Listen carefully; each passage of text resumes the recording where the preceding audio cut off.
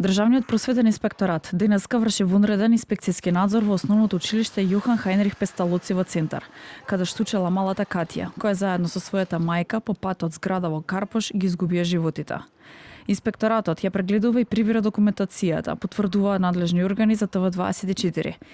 Инспекторатот, согласно своите законски надлежности, треба да утврди дали основното училиште постапило и преземало нешто во однос на овој случај. Во вакви случаи, образовните институции, согласно закон, имаат обврска да пријавуваат сознанија до надлежните институции, меѓу кои Центарот за социјална работа. Откако инспекцијската служба при Министерството за социјална политика, демографија и млади пред точно една седмица утврди недостатоци и неправилности во постапувањето на Центарот за социјални работи, иако најавија се уште не е познато дали и кои се изречените инспекцијски мерки во согласност со законот. Од Центарот за ТВ24 вела дека записникот се уште не е пристигнат до нив и досега не се изречени мерки.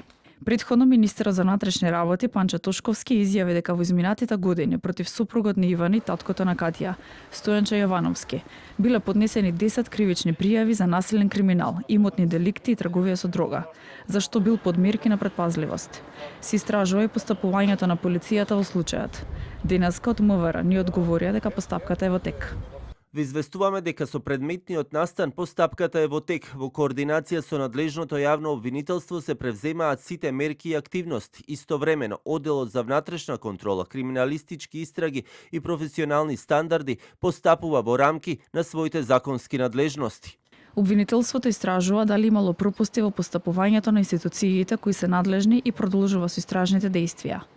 Стојанчо Јовановски, кој 7 години е малтретирал неговата сопруга, 2 пати на денот на трагедијата ја претепал, за што има и видеоснимка.